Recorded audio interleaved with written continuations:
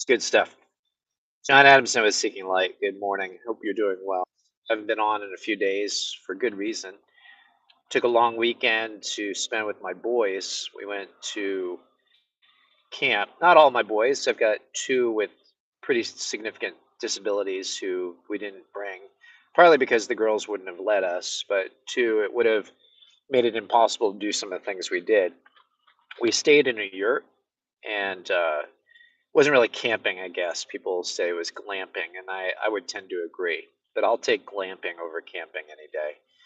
And then we did some fishing and we cooked over a fire and we saw some different sights. But on the way back, we decided to visit some of the local sites. And one of those sites was Appomattox Courthouse. And if you're not familiar with your American history, let me elucidate what that is.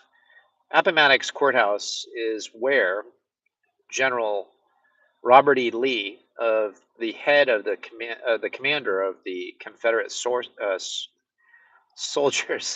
um, surrendered to Ulysses S. Grant, the head of the Union forces. Actually, was Grant the head at that point? There were so many changes at that point for the Union.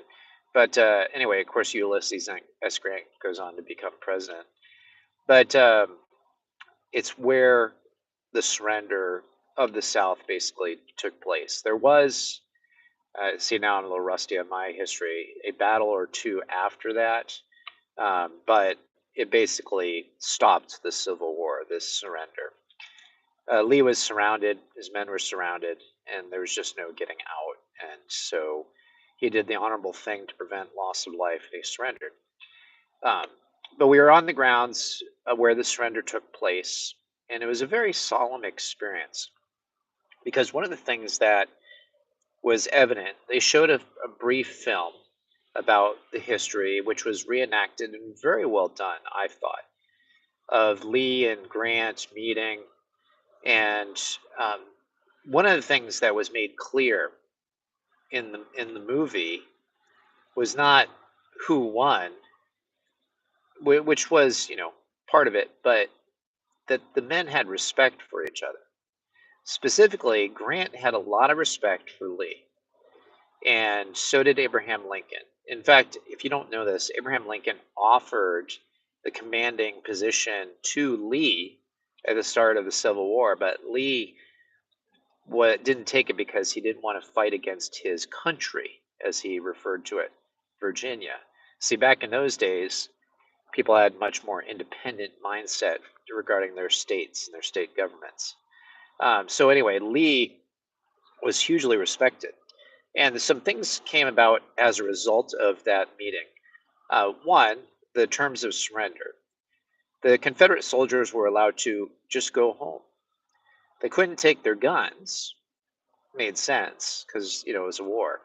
But they were allowed to take their horses, their goods. There's no raiding of them. They were saluted on their way out. The band that accompanied the Union soldiers when Lee left with one of his senior officers played a song in tribute to them, Auld Lang Syne. Uh, just huge respect between the two sides and dignity. Now, contrast that with much of what is modern warfare. There is no dignity in crashing planes into the World Trade Center, none whatsoever. And you're when your enemy wants to totally disrespect you and just annihilate you and destroy your life, that's a different level of enemy. Sorry, the brain's still a little foggy. Just waking up here. Worked a long day and didn't get a lot of sleep last night. So I just couldn't help but think of the contrast between what happened to us on 9/11 and how we wage war today and what happened during the Civil War. Of course, we did have basically two sides of the same country fighting each other. But even now, if we were to break out into some kind of civil war, there would not be that level of dignity. There would be calling of hordes of people for blood on the other side. And all you have to do is look now at what's going on with these repeated assaults against Donald Trump in terms of lawsuits brought out against him. And not just Donald Trump, but willingness on the part of the Department of Justice to destroy the life of people that weren't even at the January 6th protests. People that just happened to be in the wrong place, people that said something. And the FBI has raided them. And one gentleman who is a reporter just got sentenced to, or is about to be sentenced to, I think it's 150 days in prison for his supposed role for exercising his free speech. What happened to that dignity? Well, obviously, it's a long time ago when two men faced off against each other, being enemies on the field, but parting as gentlemen who respected each other. Anyway, just some little thoughts. Hope you're doing well. I'll be back probably with some article reviews. I've seen quite a few that just make you shake your head and go, why? You take care. God bless.